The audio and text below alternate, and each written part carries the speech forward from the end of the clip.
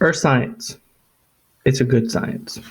All right, this is Norris teaches science. Another Earth Science Edition video. We're still talking about the lithosphere here. So if you haven't watched the other videos, go watch those. I'm Mr. Norris. Today I present to you earthquake measures. So the video goal for today is I can describe how to locate and measure an earthquake on Earth. So when we talk about earthquake, we need to talk about something called seismic science. Um, People who kind of study earthquakes and earthquake waves, they're called seismologists, or in the study is called seismology. It's a study of the earthquake waves. This is the stuff; these are the waves released during an earthquake. They also have something called a seismograph, and that's what you're kind of seeing right here is a basic idea of a seismograph to record earthquakes and waves. And what it's recording down here, this is the seismogram, is the record made by the seismograph. And they use this to study earthquakes and measure how strong they are, um, about where they're located, and finding that epicenter. So seismic waves, what seismologists study, they're released during an earthquake, and there's two main types. Either you have your surface waves or your body waves, and body waves are P waves and S waves. You can kind of see how they're kind of different here in this GIF, but we're going to talk about each one. So body waves, we're going to talk about first. We're going to first talk about P waves, also known as primary waves. These are the first waves to get to the seismograph because they're the fastest waves. They push or pull on rock, which means they make a longitudinal wave. So it pushes and then pulls, push and pulls on it, kind of like what you would do to a slinky. They can travel through solid, liquids, and gases, so they can travel through all three states of matter. Again, they arrive first to the seismograph. The second wave to arrive to the seismograph is known as S waves or secondary waves. They arrive second. The thing about them is they shake particles at right angles to travel. And so the best way to think about them is that they go up and down, up and down, up and down, up and down. It's kind of what you think of when you think of a wave.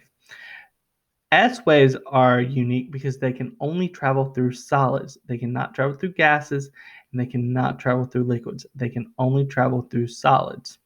And thanks to S waves and P waves, we were able to determine about what layer of the Earth was solid and which layer of the Earth was liquid, because we use them to study the crust, the lithosphere, asthenosphere, mantle, all that stuff. The third wave to arrive at the seismograph station is called the surface wave.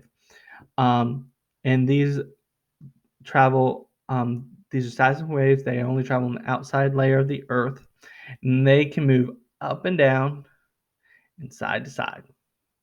And they're the most destructive. You're probably going to get most of your destruction from the surface waves. And again, they arrive last. So it goes P waves, S waves, then surface waves.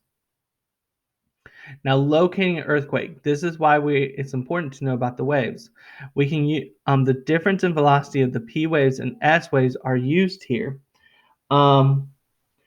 Is then we use some math here, and it's called a time travel curve graph for S waves and P waves.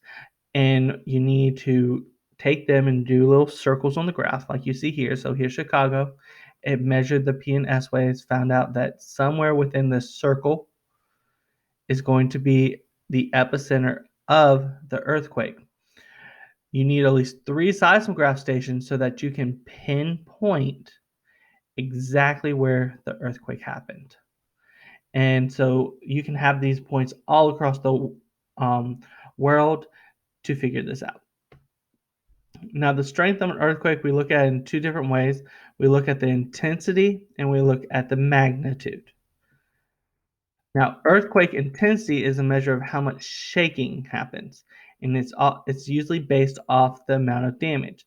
And in the picture over here, you're looking at intensity of earthquakes that has happened in the United States.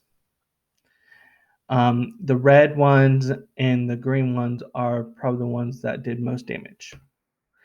And then earthquake magnitude is a measure of the size of the seismic waves or how much energy is released from the earthquake. And you can kind of see in this picture over here different earthquakes and how they compare to different activities around the world, like the Hiroshima atomic bomb. And you can see that some earthquakes had more energy than even an atomic bomb. All right. Um, and predicting earthquakes, it's hard. We can't really predict them per se. We like hurricanes, we can predict they're going to make landfall between these times. We can't really say, oh, there's going to be an earthquake next week. Um, we usually based it off patterns. Use short range, we can measure some uplifts or we can measure some strain in the rocks, but it's not really that been successful. In long range, we usually look at the fact that earthquakes are repetitive. They happen in the same area over the same amount of time. And we look for something called a seismic gap. You can kind of see gaps here. Right? There haven't been a lot of earthquakes happening at that point in a fault. So we know that at some point there's going to be an earthquake. But this is a little bit about measuring an earthquake. I hope you learned something today, and I'm Mr. Norris, and I'm out for this video.